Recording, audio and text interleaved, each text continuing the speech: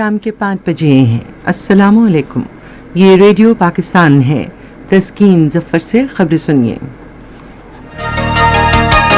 پہلے اہم خبروں کا خلاصہ۔ صدر نے فیڈرل بورڈ آف ریونیو کو ہدایت کی ہے کہ چینی کے غیر رجسٹرڈ ڈیلروں کو ٹیکس کے دائرہ کار میں لایا جائے۔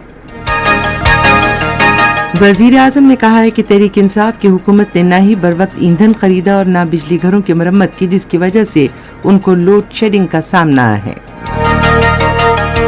دفتر خارجہ نے کہا ہے کہ حکومت کی تبدیلی کے پس پردہ سازش کے بارے میں افواہوں کو ختم ہو جانا چاہیے، کیونکہ قومی سلامتی کمیٹی نے اس قسم کے کسی بھی امکان کو مسترد کر دیا ہے۔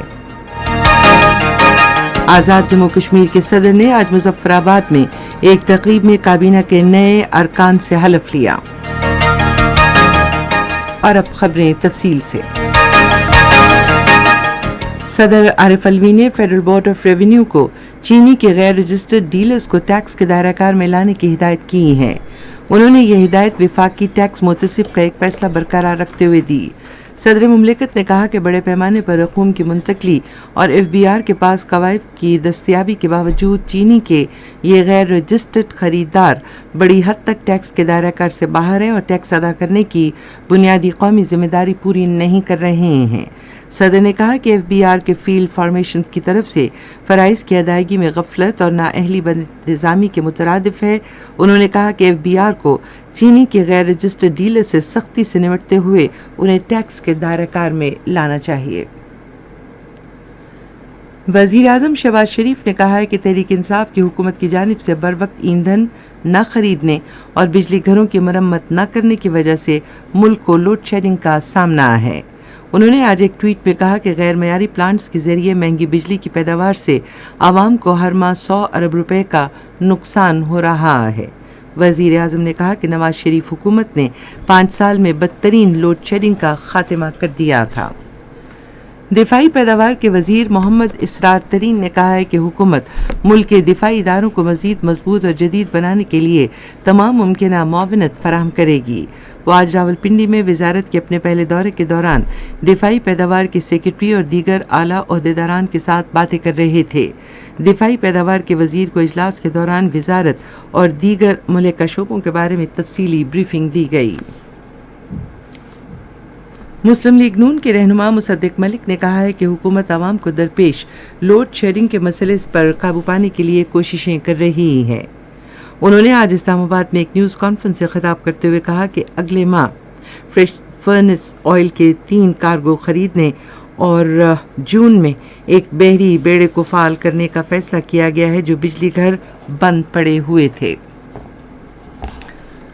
دفتر خارجہ کے ترجمان عاصم افتخار نے کہا ہے کہ قومی سلامتی کمیٹی کے واضح بیانات نے پاکستان میں حکومت کی تبدیلی کے پس پردہ کسی بھی غیر ملکی سازش کو مسترد کر دیا ہے اور اس سلسلے میں تمام افواہوں کو ختم ہو جانا چاہیے۔ وہ آج سپہر اسلام آباد میں نیوز بریفنگ کے دوران مختلف سوالات کے جوابات دے رہے تھے۔ انہوں نے کہا کہ قومی سلامتی کمیٹی کے 2 متواتر اجلاسوں کے اعلامیے میں کہا گیا ہے کہ کوئی غیر ملکی سازش نہیں کی گئی تھی اور یہ اعلامیہ تمام شراکت داروں کے جائزوں پر مبنی ہے۔ ترجمان نے کہا کہ اب ہمیں سفارتکاری اور پاکستان کے مفاد میں ہمارے اہم تعلقات پر توجہ دینی چاہیے۔ انہوں نے کہا کہ ہماری اولین توجہ ہمارے شراکت داروں کے ساتھ تعلقات بہتر کرنے پر ہونی چاہیے اور امریکہ پاکستان کے اہم شراکت داروں میں سے ایک ہے اور دونوں فریق دیرینہ تعلقات کو مستحکم اور متنوع بنانا چاہتے ہیں۔ آزاد جموں کشمیر کے صدر بیرسٹر سلطان محمود چودھری نے آج مظفر آباد میں ایک تقریب میں کابینہ کے نئے مقررہ اراکین سے حلف لیا۔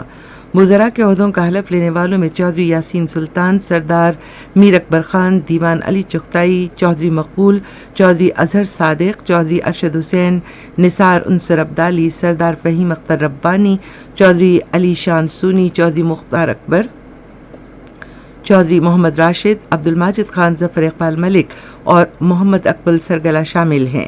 ان کی وزارتوں کا اعلان بعد میں کیا جائے گا۔ روسی وزارت دفاع نے